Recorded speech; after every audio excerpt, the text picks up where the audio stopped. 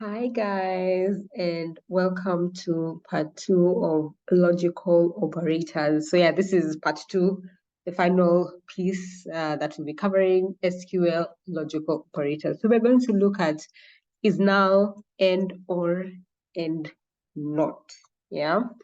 So yeah, let's get into it. Maybe the only thing I can mention is in case you don't have MySQL on your machine or you don't know how to load a CSV onto your MySQL environment, please go to the first ever video on this tutorial. So you can just go to the playlist section, and it's probably even recommended like on this side, yes, but you can go to the playlist section and look for the video, the first ever video, and it will just show you how you can load your CSV file onto MySQL, so that you have data onto your MySQL that you can use to, practice along with me. If you already have your own environment, already have MySQL installed, good, let's continue. And yeah, on that same video, there's also a link to a tutorial that helped me install MySQL onto my machine. So yeah, you can also check that out in case you need it. If you don't, yeah, let's get into the video. So yeah, let's start with select the data points for the following countries only. Yeah.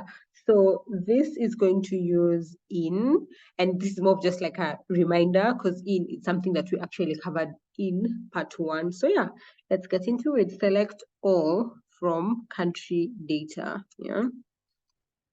Where country in.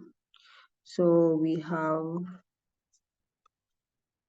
Austria. Yeah. So note that the column country is a character string. The data points are in the format string. So even when you're calling specific countries, you have to make sure that it's in the appropriate data type for it to work. So yeah, there you go. You have selected the data points for the following countries only, Austria and Armenia. Yeah.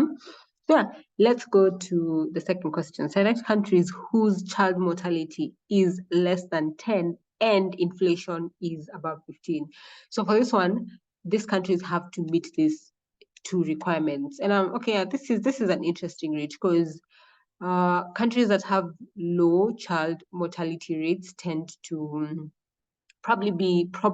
keyword probably, be a bit more developed, a very good healthcare system, and I would expect such countries to equally have low inflation. But yeah, let's see if there are countries that have both, like the healthcare system is on point, but inflation is probably a bit high, like higher than 15. Yeah. So yeah, so we are going to do select all from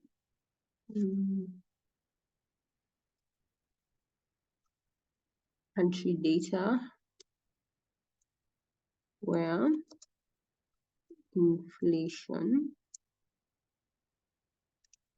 inflation is less than 10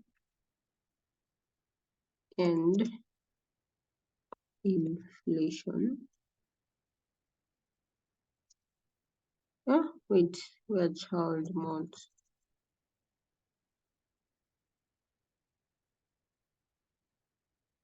and inflation is greater than 15.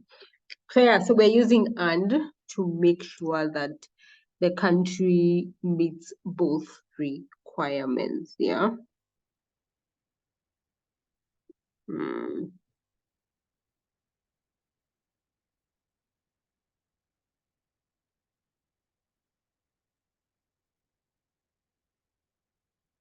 Okay, so let me just give me a minute. We debug this together.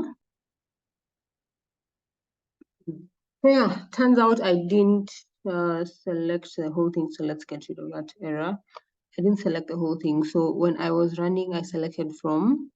I should have selected the whole thing, and there we go. So Belarus is the only country whose inflation is greater than 15, so it's at 15.1. And their child mortality is equals to 5.5. Yeah, and this doesn't shock me. Like, I intentionally picked this question, or rather set this question, because I was like, what are the odds? What are the odds? There'll probably be 0 countries, or there'll be very few countries that meet those two, because those two factors are very contradicting. And I guess on that note, something else I can mention is, as a data analyst, don't just blindly do queries, blindly do analysis. You can blindly do queries. I don't know if you can blindly do analysis, but I'm just like, whether it's you're given a very ambiguous question that you need to, think through and, give feedback on, oh yeah, this is the state of this and that, yeah. Or a stakeholder came to you and they wanted something very specific. Like, you need to think through it, yeah, and in that moment ask as many questions as possible, ask for clarification, because if someone came up with a hypothesis that related to like countries that have an inflation greater than 15 and their child mortality is less than 10, you'd be like, what are the odds of that, and have a conversation with that stakeholder. Because if you don't ask as many questions, if you don't think through it, apply your logical analytical thinking before you get into the queries, you might end up wasting a lot of time, because sometimes all it takes is just having a conversation with your stakeholder, and you better that problem statement, make it a bit more clear, so by the time you're getting into the data, your stakeholder has not gone, and you're deciding to start your analysis and you're like, oh my God, this doesn't make sense. You have to go back to, but then again, that's okay. That's okay, because it took me a while to build that skill, that ability to like really think through something, ask questions, know what questions to ask. So yeah, you need to start from somewhere, you'll get better at it. But yeah, be intentional about that, because like personally, I really enjoy working on analysis like when my head is fresh, early in the morning or like late in the evening. So I probably, I don't know, spent the day learning something, in meetings, having conversations with colleagues to just get their point of view, like doing analysis that doesn't require me to write code, yeah. And I'm like, okay, let me get home, let me take a break, breathe in, breathe out. And yeah, when I feel a bit more relaxed, I can start working on analysis, or I wake up very early in the morning. So imagine you've woken up very early in the morning, you're ready to, you're packed up, ready to start this analysis, and you just realize, it doesn't make sense. So you cannot start calling your stakeholder. You'll probably have to jump onto another task, or if you're a new analyst and this was like probably the only thing you had to finish, what happens the rest of your day, the rest of your morning, till you get access to the stakeholders? So yeah, to avoid such things, yeah, just make sure you learn how to really think through a problem, ask questions, understand it very well before you jump into the data. But yeah, so that is how AND works. So let's do another example. And for this one, we're going to use OR. And what's the difference between AND OR? So in this case, if we used OR, we would probably have like a higher outcome. Yeah, let's see. If we use OR, how many data points do we get? Are they more? I would expect it to be more, honestly. Yeah, so let's run this. There you go. There are more, because now, unlike AND, OR allows you to have one. You should either have child mortality less than 10. So here, child mortality should be, with child mortality, you should either have child mortality less than 10 or inflation greater than 15. So you see here, if you have a child mortality that is greater than 10, that means the inflation was greater than 15. So you have one and not both, like, and forces you to have both. I really hope my battery survives through this tutorial. 16 minutes, yeah, I'll be done by then for sure. So so yeah, let's go to the next question. Select countries whose child mortality is less than 10 or inflation is above 15. So yeah, this is what we already did over here. And I believe I have already explained what that is. So and you have to meet both requirements, or you don't have to meet both requirements. So yeah, trust me, you like, they look so simple, and or, but there's so much power in this logical operators and comparison operators. Like, I've solved or come up with queries that track very, should I say, complex questions, complex metrics, and it was just a very good combination of various logical operators and various comparison operators. So again, it's all about the fundamentals. Like, once you understand it so well, you just need to sit somewhere, breathe in, breathe out, think through the problem, and you'll be, I'm still amazed by it. I'm still amazed by how just a combination of and or with some comparison operators can give you very beautiful results. Yeah, like it can make something that looked so big and so complex look very easy. Yeah. Anyway, so yeah, so we have two more questions. So we have print out all the data points, excluding for Angola. So I'm going to use a CTE, yeah.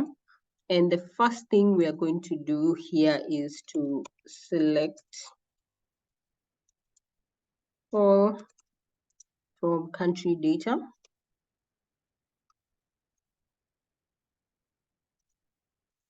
Where country in. So we want 1, 2, 3, 4. Those are 5 countries.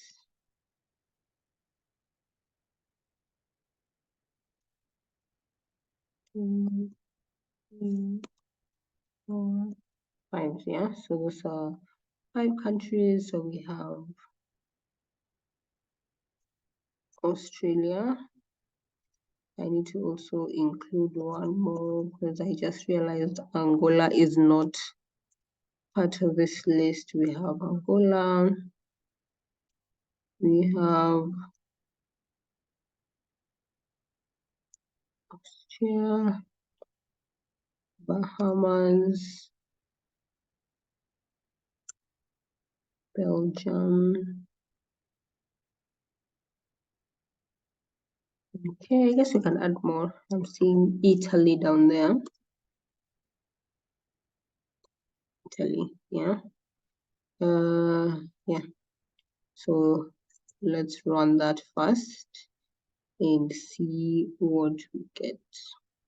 Okay, so as you can see, we have the countries listed here. Yeah.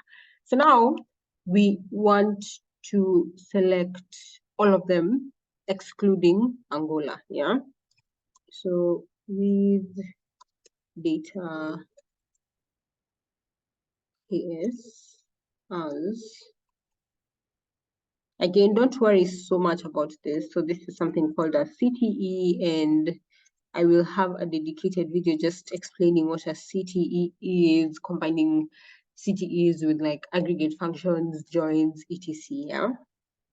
So we want to select all from data as where country not in. Let me capitalize all of them. If it's capitalizing, not in Angola.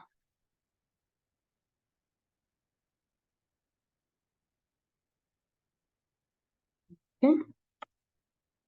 So remember to pick everything. And there you go. So we have our results excluding Angola. So yeah, so that's how you can use not.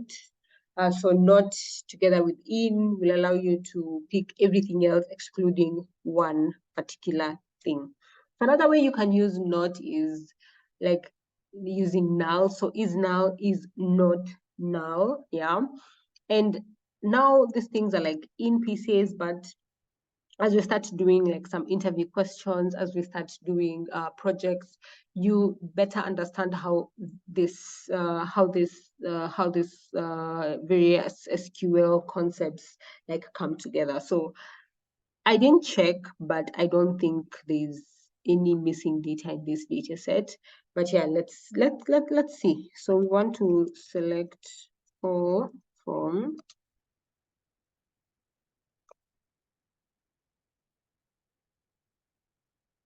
So we want to select countries that did not share their export data. Yeah. So where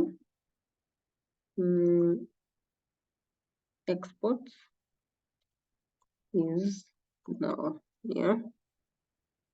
So ideally, if there's any country whose export data is blank, it should like appear. But I think we're going to get nothing, because all the countries listed on this table have they have the column exports is not now, there's something in it. Yeah. So sorry, is now. So if we say where export is not now, yeah, then let's limit it to 20. So we only want 20 rows. Yeah. So is not now, meaning that only pick out columns where export is not now. Export has something. Do not include any nulls. Yeah. Yeah. And even if I didn't put limit 20, it would probably print all of them, because I think this data set was pretty clean. And yeah, it might not seem useful is not the right word, but quote unquote useful right now. But when we get into aggregate functions, when you get into joins, when you do some calculations, you create nulls, you create zero. And remember, zero and null are very different. Like zero, null, and an empty string are very different. And empty string is not a null value. Yeah. So we'll get into the nitty-gritties of those. You'd see how to handle those. You'll see how is null, is not null is very useful, because as I said, when you do joins, you could create some null values. When you do aggregate functions, you could create some null values. Let me just pause it at there. We'll get into it later. So yeah, on that note, stay tuned, stay tuned by subscribing. And yeah, I really cannot wait to start doing some interview questions, to start doing projects, to show you guys how all these various pieces come together. I keep on saying they can be very powerful. Let me show you what that power is. Yeah, come learn along with me, get the skills. For whatever reasons, do you want to learn data analytics for your business? Do you want to learn data analytics to become a freelancer, which is to some extent your business? Do you want to learn data analytics so you can land your first role? Are you already in a different role that uses data a lot? Are you like a manager?